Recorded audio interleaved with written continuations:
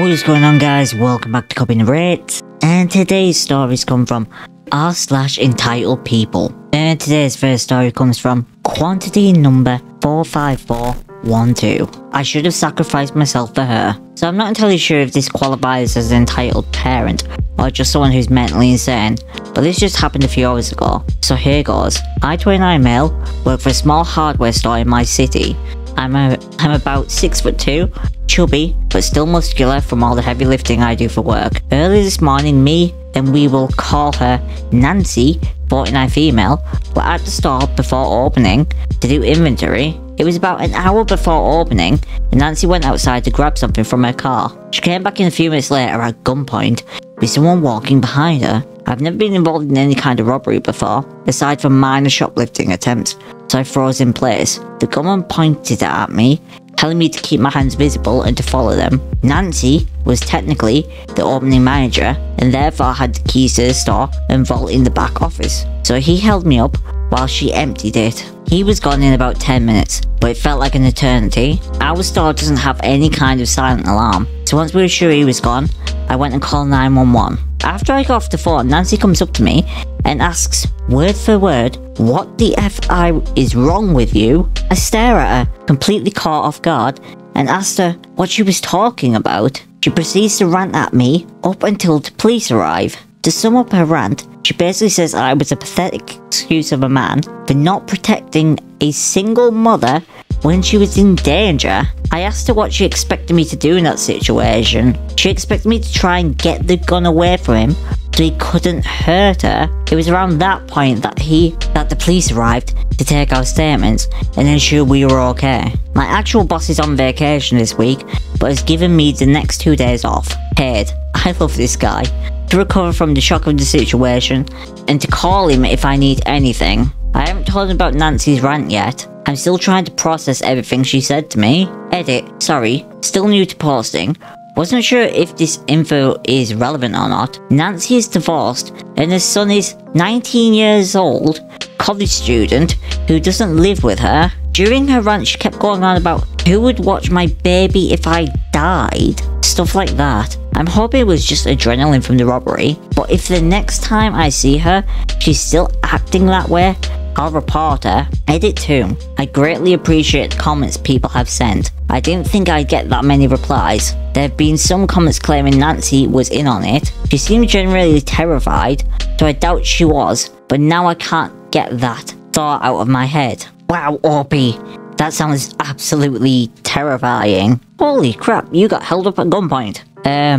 But there is an update to the story, so let's just head straight into the update. Update, I should have sacrificed myself for her. Hey everyone, not sure if this is how you do an update, but here goes. I just wanted to start by thanking everyone for the kind words and advice I was given. It was definitely the scariest moment of my life, and I've decided I'm going to look into potential therapy. For the actual update, I just wanted to explain a few things based on some comments I saw in my original post. 1. The hardware store I work for is small, just in the physical sense. It's still technically one of the big name hardware stores in the US, just not warehouse size like the ones with the orange and blue logos. 2. When I said that Nancy had emptied the vault, I wasn't referring to an actual safe/lockbox. The vault in our store refers to a small double-locked room where they store the money orders the store receives from the big armoured trucks. 3. Nancy actually is the HR manager for our store. What? Because the store manager was out of town for the week, she was the acting store manager, along with one other person who was off that day. My actual store manager, Nancy, and the third associate are the only ones with keys to the vault. So now for the update. To be honest, I'm not sure if I'm more angry or scared right now, but I got off the phone with my store manager half an hour ago. He was reviewing the security camera footage that was sent to him from his hotel room. I knew the store had cameras. What I didn't know is that we have cameras that face the parking lot. Some of you mentioned it in your comments, so you may not be surprised to hear that Nancy has been arrested for assisting in robbing the store. What? I can't go into extreme detail, but according to my boss, the gunman was seen exiting Nancy's car when she went outside. They spoke for a bit before walking back up to the store. I don't know how much else aside from that guy The guy was her new boyfriend. What?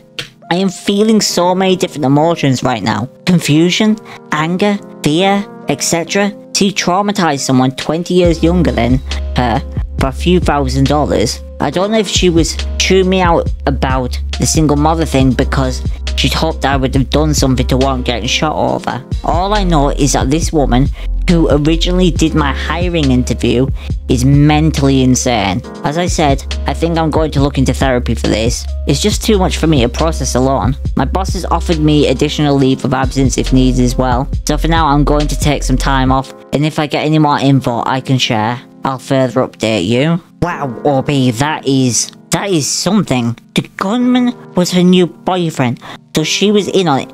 She was a HR manager, she did a hiring interview, and she was the acting store manager, and she just up and decided that her and her new boyfriend were gonna rob the store for a few $1,000s. Anyway, OP has a theory that that Nancy wanted him to try and grab the gun, so there'd be like an excuse for him getting shot or something. And we're gonna just hop into the comments for this, because this is wild. Thank you for the update, OP. I'm just glad you did not get hurt. What a B. She set that up and then had to go at you, probably to look innocent. I hope you take the time you need to get over this. Take care and keep updating when you can. And another commenter says, sounds like she was hoping to murder him. And OP replies to that. See, that's the thought that I'm terrified of right now. Did she hate me so much? For some reason, she wanted me dead. And like, yeah, I can understand why OP's terrified. Like, what was that all about? Like, the whole, why didn't you try and grab the gun thing? Like, was she actually hoping that OP would get hurt or killed in this? I mean, like, what did OP ever do to her? But, oh god, OP, I am so glad that you are okay physically. I hope you get therapy and that helps. And I hope you take as much time off as you need, because what happened to you is not okay. And I can't imagine what it was like in that situation for you. But I hope that things get better in the future and you don't have to deal with mentally insane people like that again. Our next story comes from Shellucia42. Neighbour tries to use Toddler for getting access to my mother's house. It backfires. Hi gang, at the time I write this I'm still seething with anger, but hopefully sharing this with you lot can help out a bit. One way or the other, I don't think she'll be able to pull this one again. Backstory, my mother is of age, let's say around 90, and has some issues coping. It didn't exactly help that my father unexpectedly passed away several years ago, while she was just recovering from cancer, and even though she got better, the emotional and physical stress definitely had their effect. She can manage around the house, do the dishes, laundry, make a bed, but this is already taking its toll, because she easily gets tired. Things outside the house just don't work anymore. That's where I come in. For the past 3 or 4 years or so, I go over to her place every week, and spent a few days helping out with some chores, doing some grocery shopping, and of course also to keep her some company. It's ironic because my girlfriend and me have been dating for pretty much 12 years now, yet we don't live together, and instead go visit each other's place every weekend. Sure, I had times when I wanted more out of the relationship, and my girlfriend also has a doubt sometimes, yet now it's a blessing because I get to help my mum without it affecting my relationship. Oh, the irony. Anyway, my parents used to have a good relationship with the neighbours, but as you can imagine that's somewhat faded because my mother doesn't set foot out the house unless she has to. For example, her medical examination at the hospital, which is coming up again soon. Still, I do keep in touch with some of the neighbours, and it always puts a smile on my face when the neighbours from number 3 often ask me, "You got our number right? And don't hesitate to call if you need a hand, you hear?" All of this happened in the Netherlands, and obviously the convos are translated. Nope, still shaking with anger, so I guess the story needs to continue. A warm Wednesday. It's pretty hot in the Netherlands right now, and that doesn't exactly do my mother any good. She often gets tired and has to cut chores in half, and yeah. So this week I figured I'd hop over on a Sunday, got full support from my girlfriend, Heart, stayed the first days of the week, and I got a bed there, which I can use, and go home. So well today, this also allows me to cook for my mother, which she really enjoys, because that has become somewhat of a bother as well. Something she can manage, but is getting difficult at times. Having done everything around the house already earlier this week, the only thing left for today was emptying and cleaning the chemical toilet, miniature septic tank, and emptying all the trash bins and take out the actual trash. Side note, if you have family who are of age and you want to prevent them from having to go up and down the stairs all the time during the night, I can highly recommend a chemical toilet. It can easily last for a week, and it can definitely prevent accidents or issues from having to go down and up the stairs again. The reason I mention this is because me and my girlfriend also mentioned this to some of our closer friends, and I just heard too many times. So obvious, why didn't I think of that? Thing about my mother, she's somewhat punctual. She gets up at a specific hour, she'll have breakfast 1 hour later, and she'll have lunch somewhat around past noon. She also prefers that I take out the trash around that time so she can keep an eye out on the front door, which I usually leave open because easy. This will become important very soon because I am convinced that this is what led up to the following events. Just to reiterate, I've been doing this pretty much every week for the past 3 to 4 years now. This week was different. We started the day as usual, but then I got a PM from my girlfriend who told me that she was with her parents right now, they live in a nearby city, and asked me if she could come over. She didn't feel like going home this week and wanted to tag along and head over to my place early. Obviously I asked my mother, who didn't mind at all, so she was a thing. This was 15 minutes before I normally take the trash out, and I noticed a little kid playing in the front, and also somewhat inside the front yard of my mother's house, which doesn't have fences. This seemed odd to me, because there's a playfield 2 to 3 houses over, and all the kids go there, but I didn't give it much thought because I'm soon asked, it's that nice Asian girl who's coming over, right? Which was obviously way more important to me. So while waiting for my girlfriend to arrive, I decided to take on some other chores, which my mother would otherwise have done, because meh, gonna wait this out anyway, and this heat isn't good for her. So if she can relax a bit more this week, all the better. My phone bleeps with a PM from my girlfriend telling me she's getting off the bus, and my mother and I watched the GPS tracker, which I projected on her smart TV. My girlfriend and me always share our GPS locations when we meet up. It really helps with timing and preventing waiting for hours near a bus stop. When we see my girlfriend's GPS blip enter our street, I open the front door and step out. Girlfriend and me hug, and I tell her that I only need to take out the trash, and then we can go. We go inside and have some small talk. My mother and my girlfriend can get along really well, which makes me very happy. As it turns out, my mother was reading a book which mentions the tale of the 1000 origami cranes, and my mother was really curious if my girlfriend knew anything about this. She did, and she was more than happy to share the tale. I poured the lady some tea, and while doing so, look out the front window. When I put the teapot back in its place, and I see the same kid once again, this time not playing but just sitting there on the ground. Weird, but once again I don't give it much thought. But in hindsight, you lot, oh my god, taking out the trash twice. While the ladies are talking, I decide to empty all the bins into the main container, empty the vacuum cleaner, Dyson for the win. My mother can still vacuum thanks to that brand, mad respect. And out I'm about to go when my mother mutters, "Shell? Now please don't leave the door open," to which my girlfriend quickly responds, "Don't worry, Okaz, I'll watch the door while he's out." If you must know, Okaz is short for Okasa-san, phonetic, which my girlfriend always uses to address my mother. No, not gonna go into details, you figure it out. But I can say once again that my girlfriend adores my mother. Things got really weird from here on.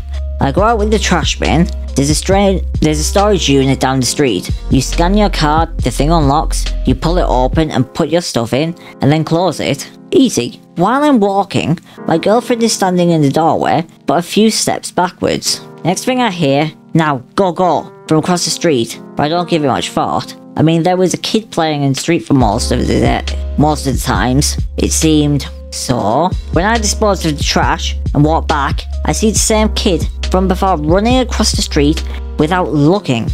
WTF? And he's head straight for my mum's place? Sure enough, the kid runs full force into the open door, but apparently without looking, because they crashed right into my girlfriend, who saw it coming last second and just managed to take some kind of stance. The kid slammed into her legs and got knocked right back. My girlfriend just managed to grab the kid before they hit their head on the concrete. Oof. Apparently the kid was a girl, because while I am stunned seeing this happen, and now make my way back towards my mother's house, some fat cow, sorry, I can't even call that a Karen anymore, jogs her fat butt over, ignores a car whose driver is now honking its horn when she flips him off, and then pushes me out the way as I'm about to enter my mother's front yard while she's screaming that my girlfriend is sexually harassing her kid. My girlfriend grabbed the kid's claws near the chest area before they dropped. WTF? I'm immediately thinking that this hog is crazy. In fact, that's what I'm gonna call her. Me, you need to control your kid. Who in their right mind runs into a stranger's house? Hog, shut up you squatter. I know what you're up to, but it's not gonna work, she yells. Once again, WTF? Girlfriend, lady, you need to look after your kid. Hog, no, you need to get out my way right now, before I'm calling the cops on you. I'm collecting evidence. And with that, it pulls up a phone and starts filming my girlfriend. You two are squatting, Dutch, usually cracking this house, and I'm gonna expose you, she says while she now also points a phone at me, while she takes a step towards my girlfriend, completely ignoring the kid who's now sitting in the doorway, still crying and sobbing at my ad. Context, this cow is huge, wide, and definitely has a weight advantage on my girlfriend. She's also somewhat taller. However, my girlfriend doesn't back down, quite the contrary. Girlfriend, get lost before this turns ugly. Hog, I have a right to be here, she yells, and she makes an attempt to push my girlfriend out of the way. And then we hear, what Gerbert higher, a la mal, from inside the house. My mom got into the corridor behind my girlfriend, now wondering what the heck is going on, and she came looking. My girlfriend's composure immediately changes. Last warning, out.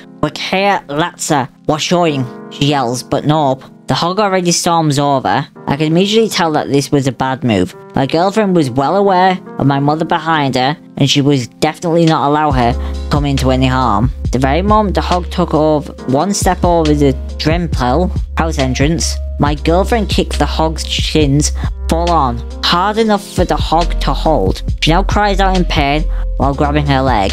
It seems people who stand on one leg are less balanced than others, because my girlfriend now delivers a huge shove, and sure enough, with an audible boom, the cow falls over, flat on her butt and back. If you hadn't noticed from my writing, I couldn't care less about that. But even though I don't necessarily like kids, and try to stay clear of them, my heart almost broke when I now hear and see the kid with mouth wide open, and soon breaking out into more tears and sobbing. This was a crap show in the making. Period.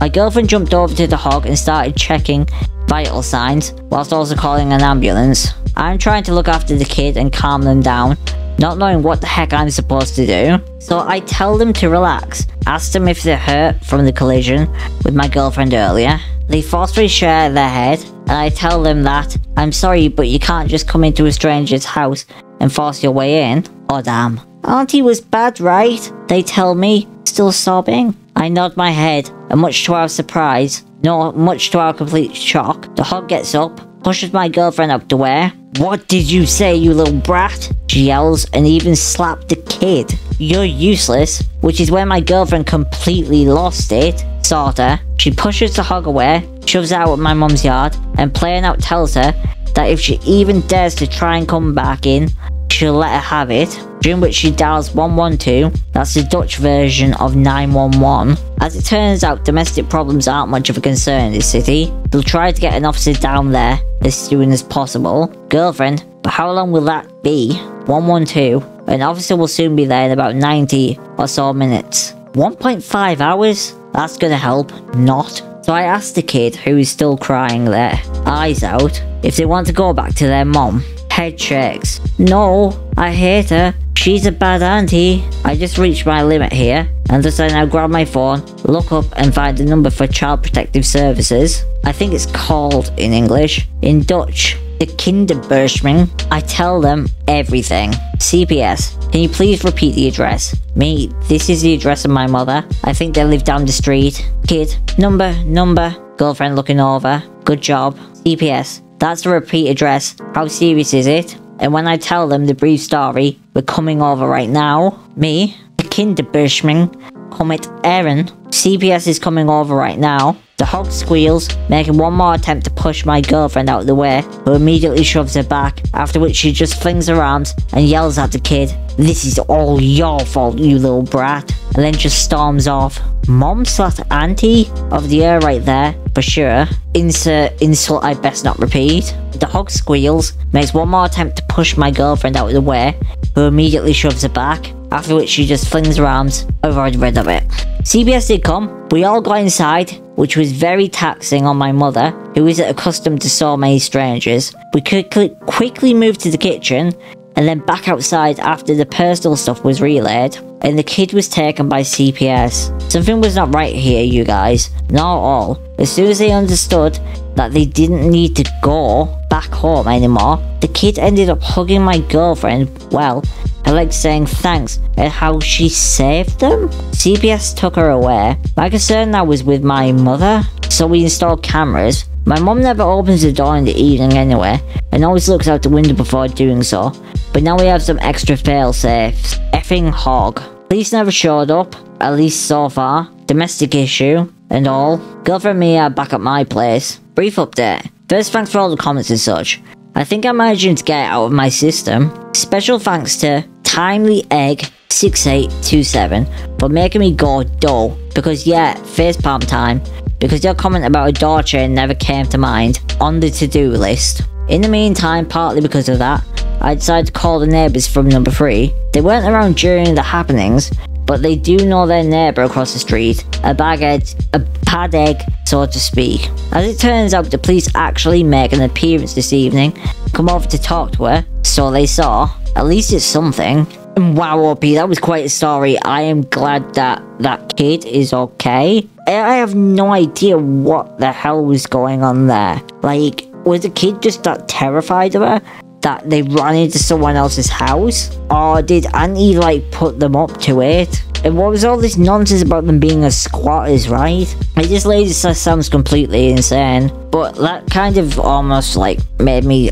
a bit, emotional when the kid was, like, saying thank you to your girlfriend, you saved me, because if things are that bad, then God knows what's going on at home when she's alone with her auntie, mum, or whatever it's meant to be, because that situation must have been so bad for that kid to be that scared. Let me know what you guys think about this story below.